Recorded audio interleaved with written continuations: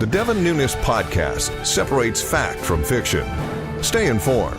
Download the Devin Nunes podcast today. Available for free at iTunes.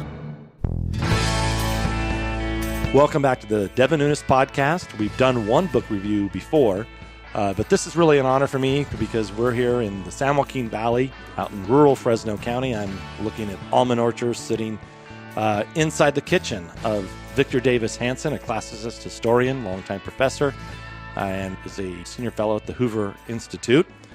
Recently, he came out with a book that was a bestseller and is still high up on the charts. It's called The Case for Trump.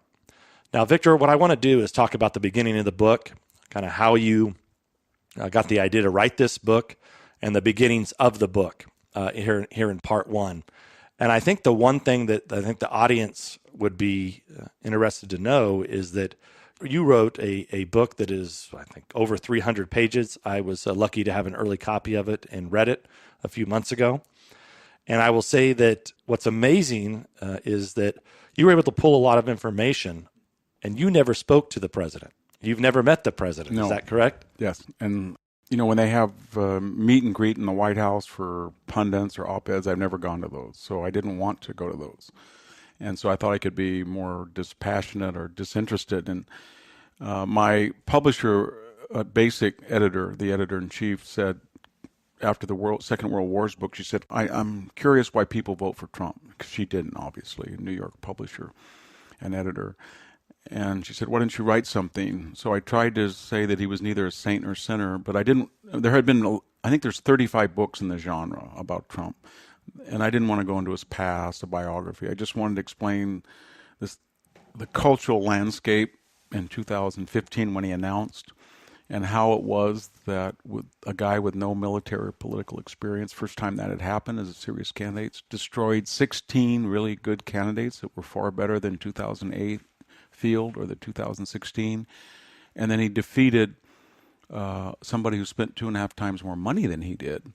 And then he governed pretty well. And so he took a Republican traditional ticket, agenda, whatever you want to call it, protocol, lower taxes, stronger defense, repeal Obamacare, good judges, strict constructionists, deregulation, energy production, but he tweaked it. And not by a lot. He just said if we're going to go overseas in optional military engagements, you got to translate tactical victories into strategic resolution, like in Syria or Libya, bomb the blank out of ISIS. Go over there and we should have taken the oil. Yes. Things like that. That kind of stuff. Yep. And then he said the Midwest and the red state is not hollowed out by accident. It was hollowed out by bad trade decisions, and we can have manufacturing and industrialization. We have cheap energy comparatively. We got good workers. I will bring back jobs. I think he said we're going to get below 4%. Everybody thought that was crazy. We're going to get 3% GDP. Thought that was crazy. Then he said you don't have sovereignty if you have an open border, and immigration's got to be measured, meritocratic, legal, and diverse. And finally, I think it was also important that he basically said, unlike the other candidates, I'm not going to play by the Marquess of Queensberry rules. McCain ruled out Reverend Wright in 2008. Romney didn't really get mad when Candy Crawley hijacked that second debate and became a partisan. I'm going to hit them back with everything they have. And I think the message and the messenger resonated in the primaries. Well, one thing with Trump is when you hit him, no matter who it is, he hits you back. He hits you back. Which to some degree, that's probably not a good thing, because he sometimes, I think, he gets into deals with people who doesn't. We don't really care about right. George Conway, and McCain has passed away. You don't really want to go after his ghost, so sometimes it doesn't work that well. But he did. But within that matrix, he also, it was really weird. You wouldn't expect it from Trump, and I try to point that in the book. He sounded a lot more empathetic to the dispossessed than Hillary did, because he said our farmers, our vets, our workers. And he went to West Virginia and said, I love big, beautiful coal. And Hillary went there and said, I'm going to put you out of business. So his message, these issues and the empathy, and he was genuine. When he came, I think you guys had him in Tulare, the tie, the suit, the hair, the Queen's accent. when Hillary goes to places, she wears flannel or she changes her accent. Changes her accent. He never did to meet that. the crowd, so, right? Yeah, he came across. He always looked like a New York businessman. He did. Straight off of the and Hollywood people said, TV you know show. what? The guy is authentic. He is what he is. He says anything, anytime, to anybody, anywhere. And that resonated, and that message was geared toward getting about 6 million people. You can call them the Reagan Democrats, the Perot voters, the Tea Party, silent majority, whatever we call them, to come out in Wisconsin, Pennsylvania, Michigan, Ohio, Iowa, North Carolina that had not come out for Romney. And he is one of those. I think that's because he's really not a Republican or a Democrat if you look back in history. Yeah. And I think he feels at home with those types of folks. And everybody said, you can't do that, but he flipped those states by very small margins. And the people said, well, he only won Michigan by 80,000. But what they didn't realize is he won about 250,000 more in each of those states than Mitt Romney did.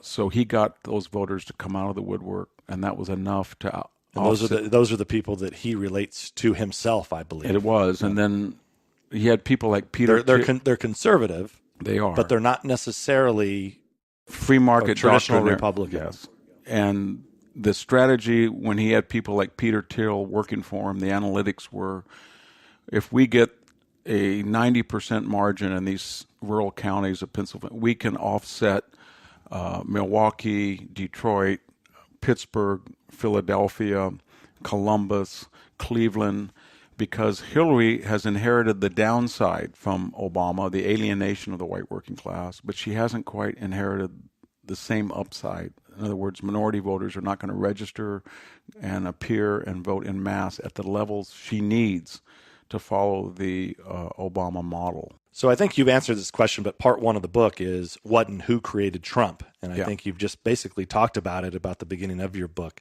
As you move into the next section, which you label as part two, an establishment without answers. And I think that is, I think that's a very good way to put it, because for so many years, politicians would get elected. They talk in platitudes, rhetoric. For example, probably the best one that I've used recently is China. Ever since I've been in politics, China. Everybody talks about how bad China is. That we're borrowing money from China, we're sending jobs to China. Rhetoric with no answers, right? So I assume that's what you kind of mean, is the establishment with no answers. Yeah, I think so, because academics knew that China was violating human rights, persecuting minorities, but they had very lucrative student exchanges. So a lot of these private liberal arts were just importing Chinese students and jacking up the tuition at a very high rate, or they were opening campuses over there. So they were muting their principles. And then on trade, whether it was violating the orthodoxy of absolutely Milton Friedman free trade, or it was people actually making profits over there, they muted that. And so people said to themselves, we are losing these huge trade deficits and we need some pushback, but nobody wanted to push back. And then you have those great visuals, and you see it all over the Midwest and even the East Coast of these factories that are closed down. Now, in some cases, it's because of the states and the rules in those states that they've closed down. But I think for sure when you get to the Midwest, to some of those rural areas, and you see those plant closures, it's a very visual thing, right? You see plants being built in China, built in Mexico, and closing in the U.S. And I think that is one of the things that the president was able to really touch on. Yeah, and I think the swing voter, the Perot voter, the Republican voter said, you know what? There's all these businesses that we haven't attended to, all these issues, and we don't know how to articulate them. We don't know what to do. They're status quo. NATO, we know of the 23 members. We love NATO, but we know only 6 or 5 are meeting there at most. Not even that, probably. They're 2% obligations. But we don't want to destroy it. So maybe Trump can go in there. We know we can't live with nuclear tip missiles pointed at the west coast of North Korea. We know that Iran deal was bad.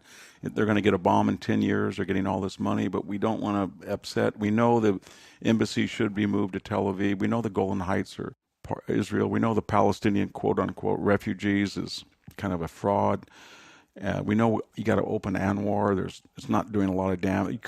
We know Keystone, but we just don't want to get into it. And the funny thing about the president is he wasn't really well traveled, right? No. He hadn't been to a lot of these places before, but he However, he had an uncanny ability to basically understand what was the practical solution to these. Yeah, I think he looked at these challenges from his background in reality TV and a businessman, and he always looks, are there good ratings, and is it profitable? And he looked at the polls on all those issues, and there were 51% plus issues. So he said, you know what, when I do this, I'm going to get good ratings, and they're going to make money for my country. Anwar will help. The Keystone will help. We'll build up Israel rather than build it down. It'll be a force of stability. The money in the Gulf is, for all practical purposes, is in the Persian Gulf and not with Iran. And Cuba's a dead end. Venezuela's a dead end. Nicaragua's a dead end. Why are we wasting our time with these people? So he had an animal cunning to know where there was a profit to be made and where there was good ratings to be had. And same thing with optional. You know, if you're going to go into Syria, you bomb the crap out of ISIS. You don't try to nation build Damascus. And that resonated with people. So coming to you from the San Joaquin Valley, from Victor Davis's farmhouse, surrounded by beautiful almond trees, we just covered part 1 and 2 of the book, A Case for Trump. You can find it on Amazon or at your local bookstore. I highly recommend it. Tune in next week, and we will have part 2 of The Case for Trump with Victor Davis Hansen. This is Devin Nunes. Catch you next time. Storm clouds been gathering so long, I don't know. The darkness around us leaves no easy road. We started wondering if every road dead ends our dreams. Wind whips the dust up and rain's pouring down. Good people struggling in every hometown. We've started wondering if we even matter at all. We'll take that hard road to happier days, 'cause we kept our American faith. Now it's not our first trial by fire like this. It's nothing hard working family can't fix. We've got the power to save it all here in our hands.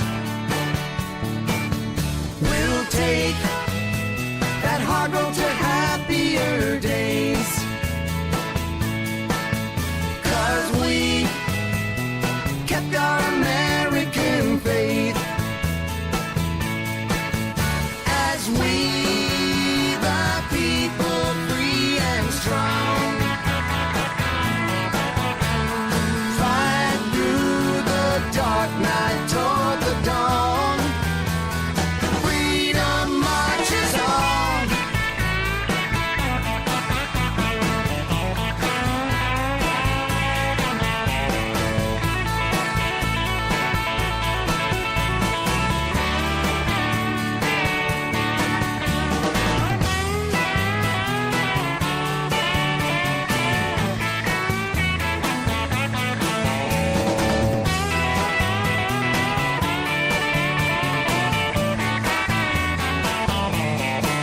Now the hard road is waiting, but we're not afraid. That's why they call her the home of the brave. With a prayer and a purpose, we're already half the way there.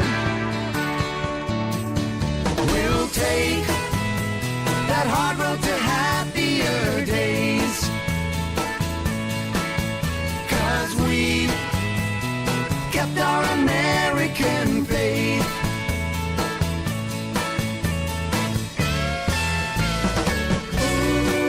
Ooh, we kept our American.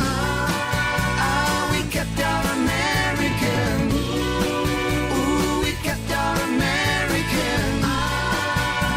We kept our American faith. Freedom marches on. Paid for by Devin Nunes Campaign Committee.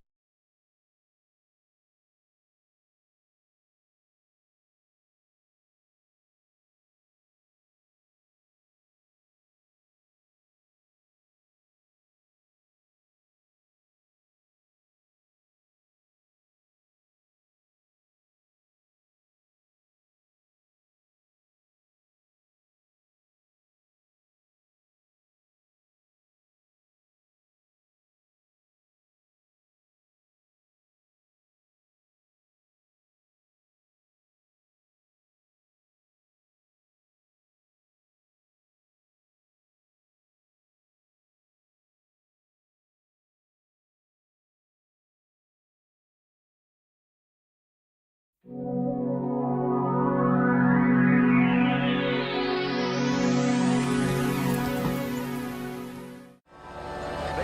today.